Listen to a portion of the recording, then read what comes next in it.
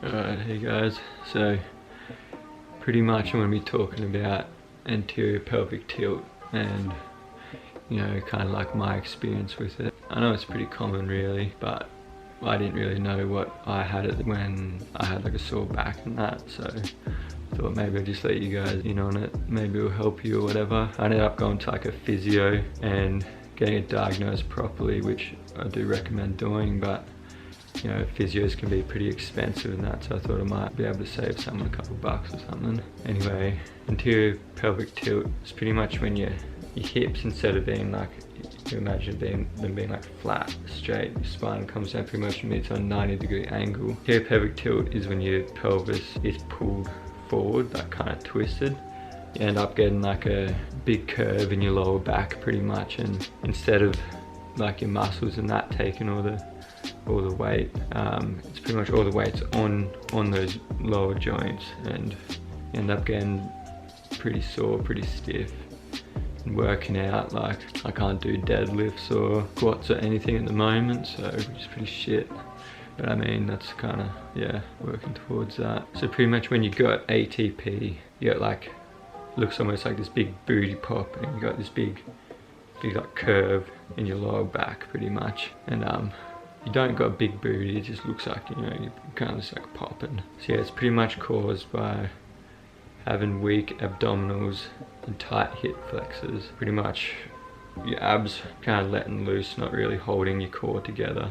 Your hip flexors are pulling down on your hips, as well as having weak glutes, even though it looks like you got a big ass at the time or big booty popping. Really it's weak abs, and it's just getting, your whole pelvis is getting pulled forwards, as well as your erector spine muscles run down your lower, like kind of sides of your spine, really tight, and they're just not allowing your, you know, your pelvis to go back into that neutral position.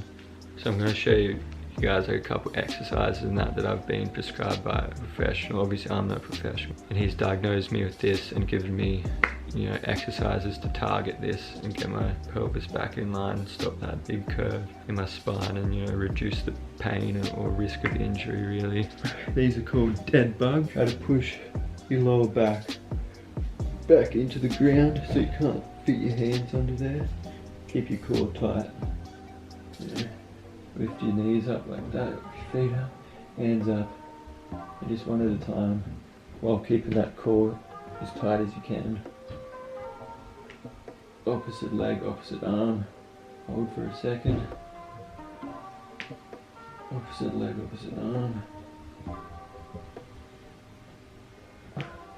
All while trying to hold that core and that tight and that back to the ground. You're bracing. And as you're doing this, your leg and your arms are going out and trying to pull that apart, trying to weaken it. You're trying to keep it strong. That really kind of just strengthens your whole abdominal. 12 of these, about 3 sets of these. Next exercise we're going to do is hip bridges. I'm sure most of you are already aware of hip bridges. Very simple exercise, pretty easy, but I'm going to put in a few different variations in there to kind of just, again, just strengthen that whole, really focusing on your glutes and your abdominals in this. So make sure when you're doing it, you're really squeezing your glutes together to try to get that activation instead of like your hamstrings and your quads. You really want those glutes to be working in this. So again, you want to plant that lower back to the ground. You're going to bring your feet in pretty close. That'll target your glutes instead of your hamstrings. And so push to the lower ground and try to tuck your pelvis up. So you're going to go posterior pelvis tilt, so you're actually tilting it back. So kind of like tucking your tail kind of thing. So tuck and lift. This whole time squeezing your abs as well and your glutes. Really focus on those glutes.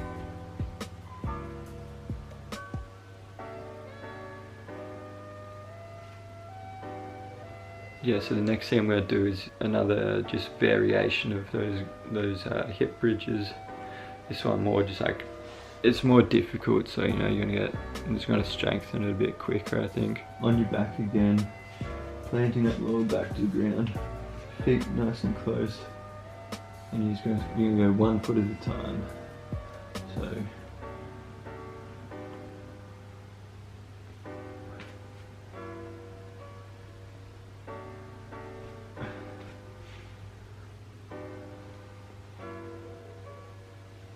And you know, if those ones are a bit too hard, there's like a more scaled back version I'll show you now. It's still really good. I really recommend doing all 3 of these variations of the bridges, to be honest. So just like this again, you're gonna go, so lower back planted, tuck that toe up, and you're gonna go 1 foot off,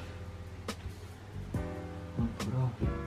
It's gonna hold for about a second, and what you don't want your hips to be, you know, dropping one way like that. You want to try to keep your hips as straight as you can across the top.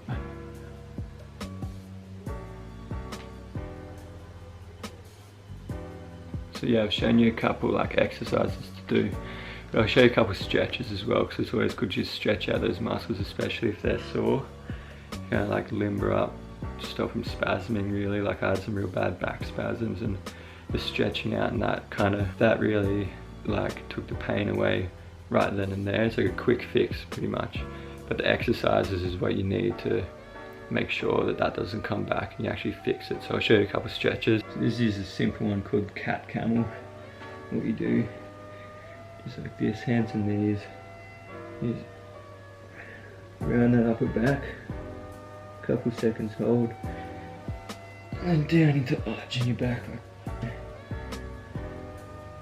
Each one I just hold like 3 seconds or so, whatever you're comfortable with really. Another good one is just child's pose. I'll show you that. It's really good for just stretching your whole back out. Hands and knees again, and down in front, just come down.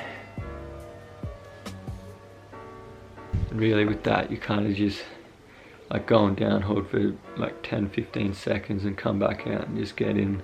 And it's a little bit deeper. It might be a little bit painful if your lower back is quite sore like mine was, but I found that really helped a lot. And when my back was really bad, I found sleeping was like a bit painful. You'd be lying there and you could just feel that your hips just going in the wrong direction. You could feel like the pain and the stress on your lower back. So a good way to sleep, grab a pillow, or you can like roll up like a blanket or anything.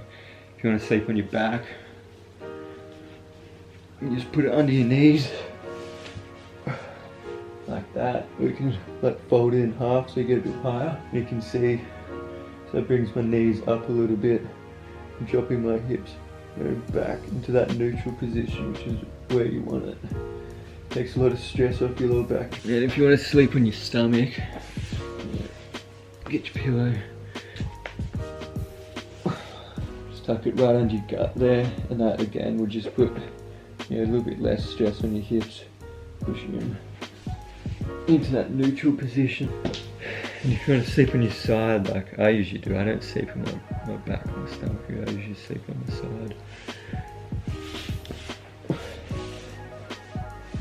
You just bring your knees up really, and that just back in that neutral position, pulling the hips, right? Do that every day, and I was told it takes about 6 to 8 weeks to actually get your hips back into that neutral position, which is where you want it. At the moment I'm still doing those exercises, I'm still going through it. It's definitely helping. Like when I first went in, I couldn't bend down at all. Like I was in so much pain, I had to take time off work, and now I'm back at work and it feels a lot better. So I've been doing it for about 3 weeks now, and just already seen so much progress. So if you do get lower back soreness and you do notice that your hips have that tilt forward, I definitely recommend doing this stuff.